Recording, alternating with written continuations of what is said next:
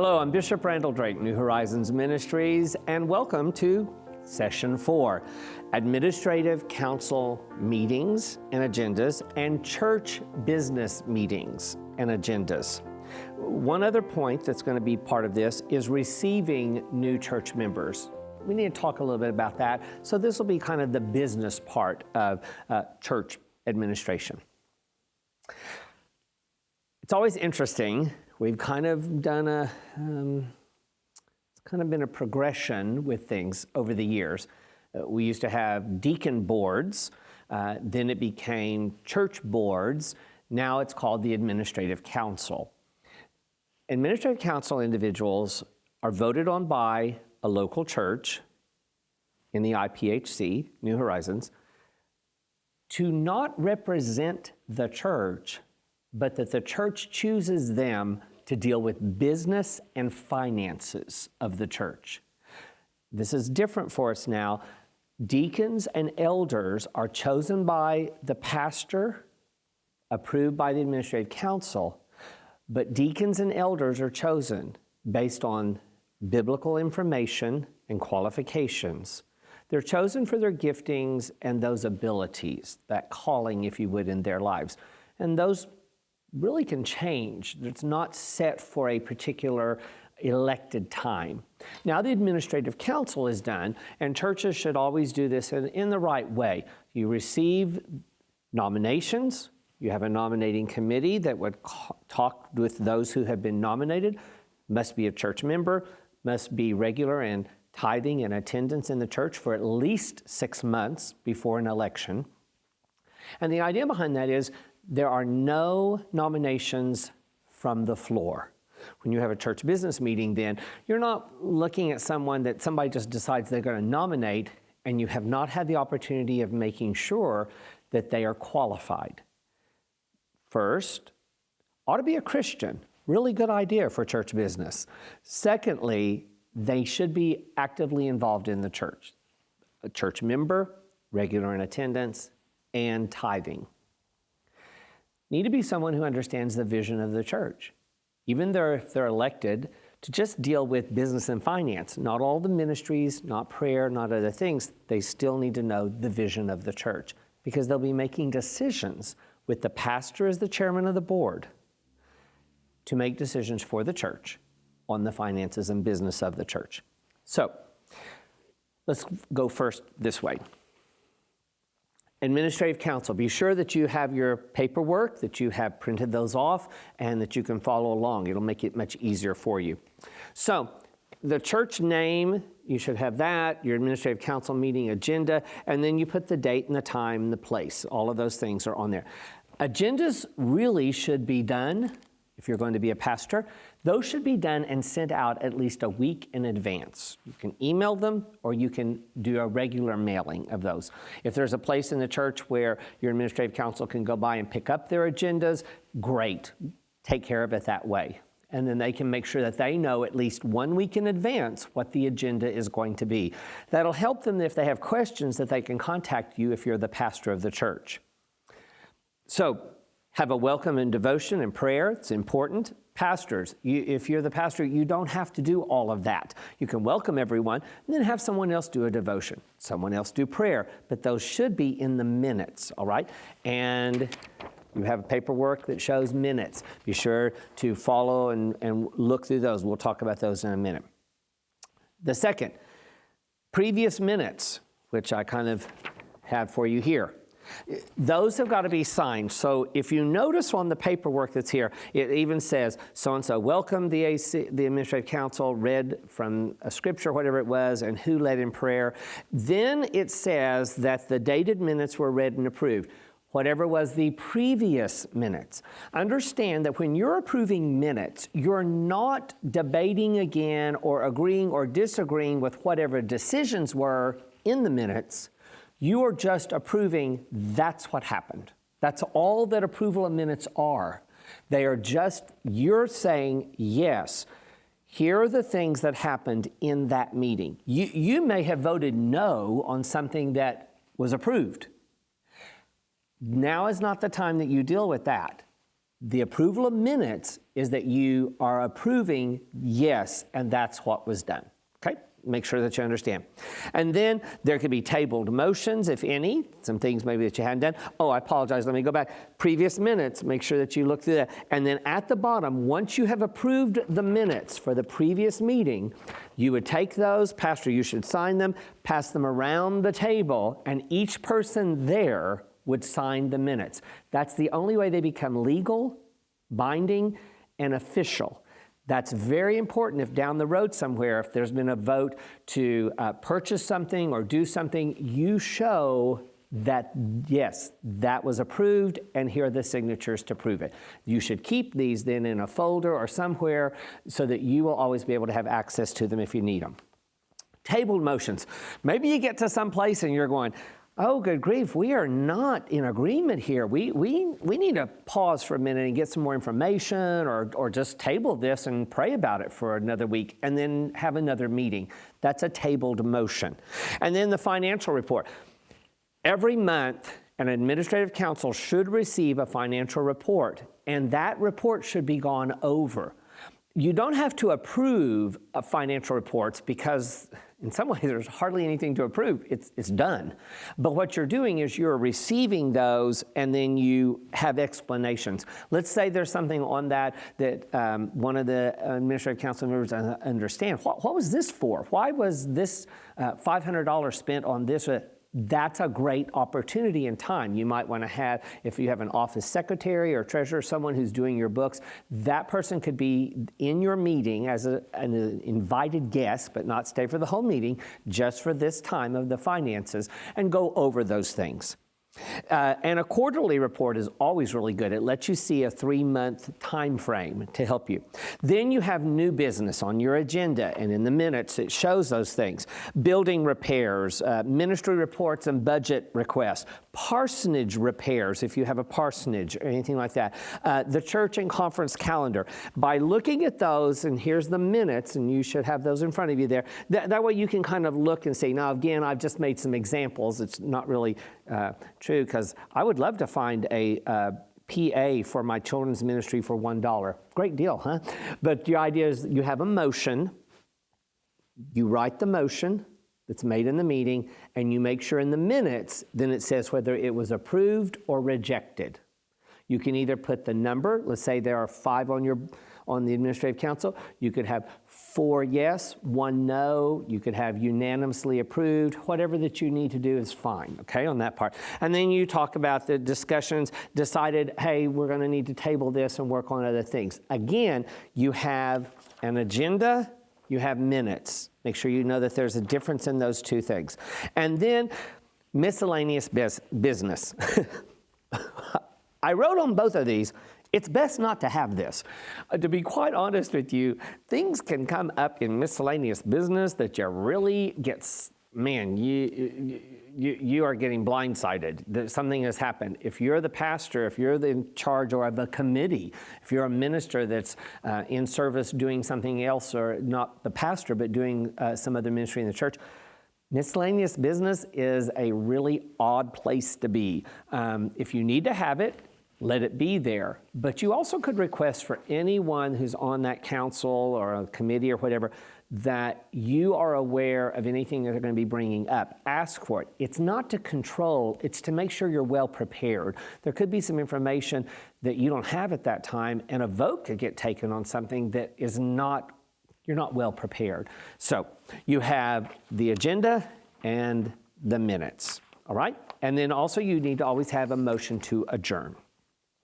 Make sure you understand, the pastor is the chairman of the board. There's no such thing as a head deacon.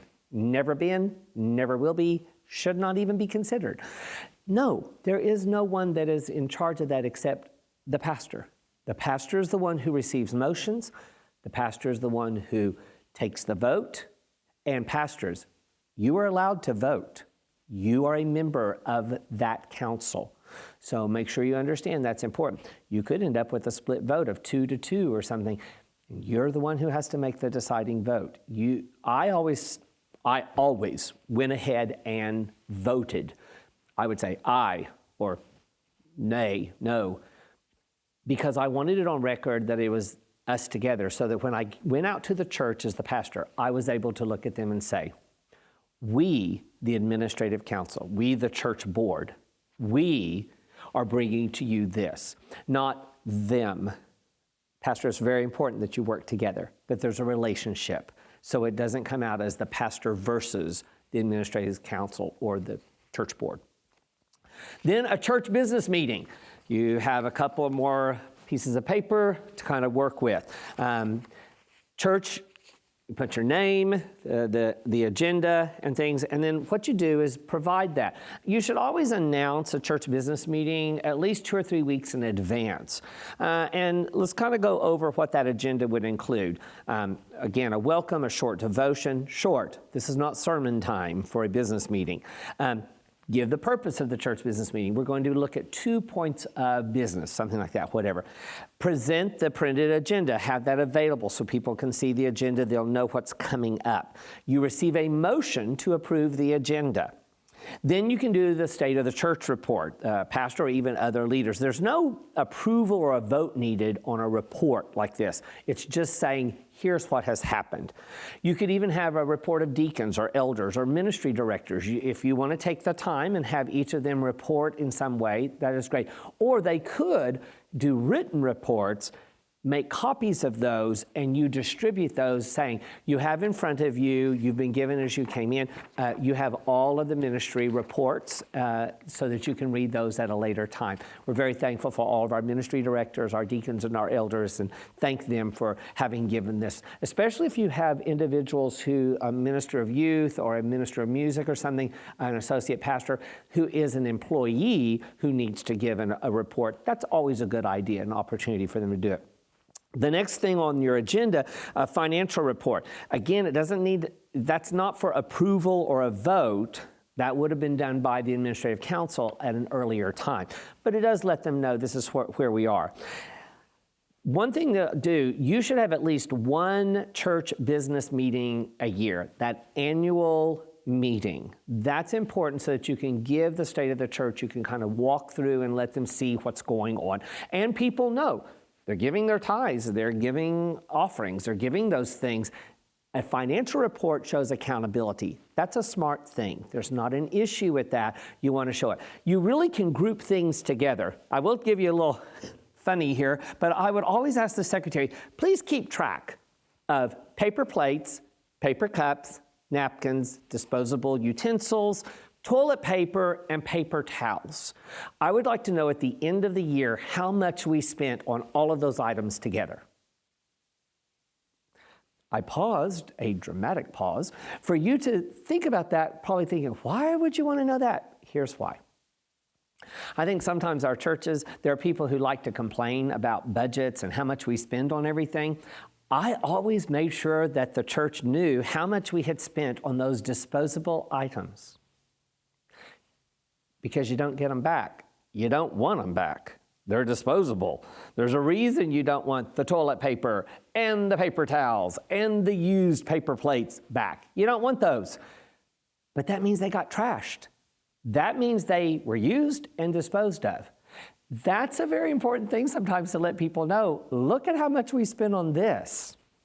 It kind of helps put in perspective when you're purchasing items or materials for different classes or ministries or doing different things, because everything costs money. It's just the way it works, all right? And a financial report for your congregation is very good. It lets them know. But you can group things into, you could do maintenance, you could do repairs, you could do all salaries put together into one lump sum, you could do utilities, mortgage payments, missions, evangelism, youth. You could do all of those things and kind of show them as separate line items so that the church can see how much money came in and how much money went out. It makes for a very good idea. Then the election of administrative council members, if any. Remember, there's no nominations from the floor. The nominees have to go to a nominating committee. You need to have vetted all of those people, make sure that everything is correct on them, and then have that election. The election should be done in such a way that there's a ballot given, and you either list the person's name. If you have more than one candidate for an office, you want to be able to put all their names and have people either, they should circle that person's name on a ballot, or you give them a ballot, list the names up on a board or something so they can write that in. However you want to do it, but that needs to be done in that way. Miscellaneous business, if any, I don't always encourage that to be done. And then you have a motion to adjourn. Remember also, if you do elect administrative council members, and there's no election of deacons or elders, but administrative council members, if you elect someone, if you're a pastor, I really recommend that the following Sunday, you would have an installation service. Have the present council or even elders and deacons to join with you, leadership of the church join with you, and install that person into their elected office. I recommend that offices that the term would be for 2-year or 4-year. Okay? And our manual, the IPHC manual, does give information about how long someone can serve. It is not forever. These are not Supreme Court justices that are appointed for life. They are elected for specific time frames. Okay? Make sure you know that. Also, make sure everyone understands. An administrative council person is not elected to represent a group in the church. This is not the House of Representatives, okay, in Congress, where you represent this area of people. No, the congregation is making a vote, and they are voting on individuals who will handle the finances and business of the whole church. So be aware of that. You don't want them speaking for this one group. No, the job of a council is to do what is best for the entire church, not selected groups. Okay? Then, a couple other things to mention to you that you would have printed off. This is a letter about doing your church roll, doing an update on a church roll. If someone has not been attending your church on a regular basis for 6 months, it's a good opportunity for you, and I recommend at least once a year you should go through your church roll and do this. This is a letter that I'm giving to you, and you'll be able to complete it, make it different if you want, if you're a pastor or whatever. But you should send a letter to individuals who have not been in attendance on a regular basis for 6 months. And you send this to them. Include in it this form, and it would say, I or we want to remain on the membership roll, and we will return to the church as active members. You're asking them to do this. Or, I'm a member or attending another church. Please remove my name or our names from the membership roll. And then print the names of those individuals in that family or whatever, and then someone would sign it. They would return this in an envelope. I recommend go ahead and put an envelope in there, address back to the church, put a stamp on it so that it's taken care of. All they have to do is fill this out and put it in that envelope and mail it back to you. It will help you in making your membership rolls current. That's an important document, okay? And the last thing is in receiving new church members. Got this paperwork?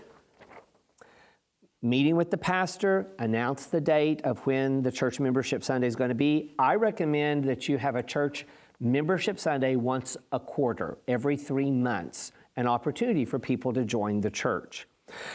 Then those candidates would meet with the pastor, goes over the IPHC manual, the New Horizons Ministries bylaws, prospective members, if there's things in that local church they need to know.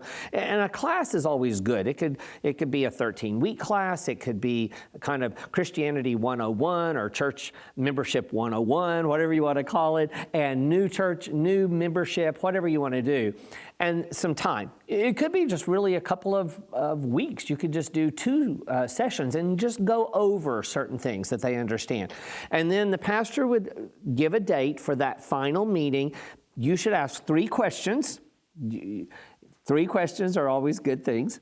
1, are you a born-again Christian? If they're going to be a member of your church, they need to be a born-again Christian.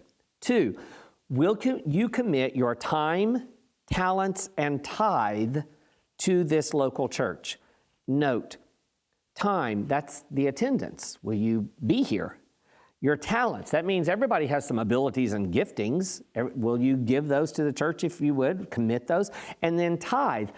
Tithe is not about money, it's about a blessing. It's about a responsibility that we tithe. It is the Lord's tithe that we bring. It is already His. We can either be thieves and robbers, or we can willingly give to God what is already his. It's the Lord's tithe. So I always encourage and ask the questions, okay? And the third question, will you agree to abide by the IPHC and NHM bylaws and this church's leadership decisions concerning ministry? And if you ever find yourself unable to do so, will you agree to leave quietly and peacefully? It's an important question to ask because you're going to have this question to them in private, but you're going to ask these same three questions to them when they stand in front of the church. And if there's ever a time when they cannot agree with the church's decisions and they are upset about something, want to leave, that person can be reminded that they stood in front of the church and they answered that they would leave quietly and peacefully if they disagreed with the leadership decisions of the church. It's an important thing. People should be held accountable for what they say they will do. Then membership. On the designated Sunday, pastors would ask the membership candidates to come forward and ask the three questions to each of them, getting a response from all of them, okay? Then, once they've given that, you have them turn, face the church, and make sure you have introduced them to the congregation.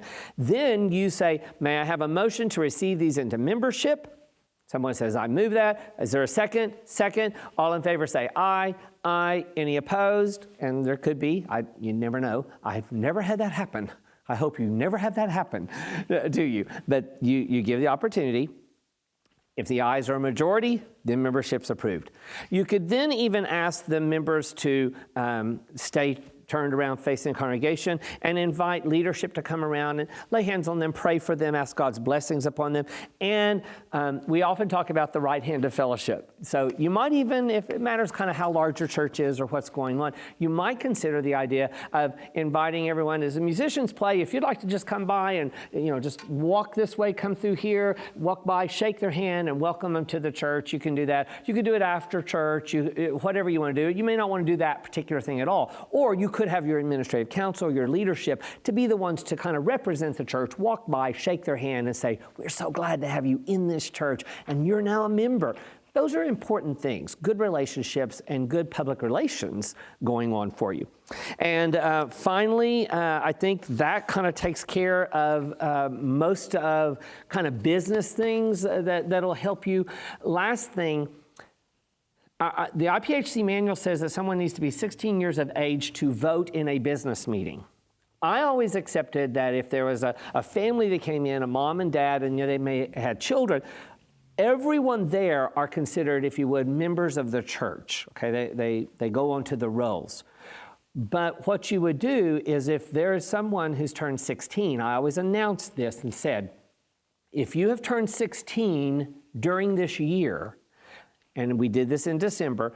In December, we announced the date. If you have turned 16 and wish to join the church, you will need to meet with us when we do our final membership Sunday. And the reason is you want those 16-year-olds, those who have turned 16, if they have not joined the church, if they've not made that decision, and that's important for them personally, each of them to be able to make that decision, stand in front of the church, because then they would be able to vote because they are considered a member in good standing. And that's an important time frame for them. It's an important opportunity and growth time. All right, so we come to the close of this session on government, if you would, and on church business meetings and administrative council business meetings. So be sure to answer the following three questions. Write those answers out, bring them to the Equip class. 1, so what did you learn in this session about this topic that you previously didn't know? Number 2, what are 2 things that you'll use from this session in your ministry?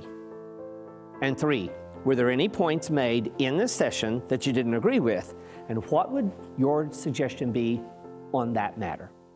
I'm Bishop Randall Drake. Glad you've tuned in for this session. Be sure to watch the others. God bless you.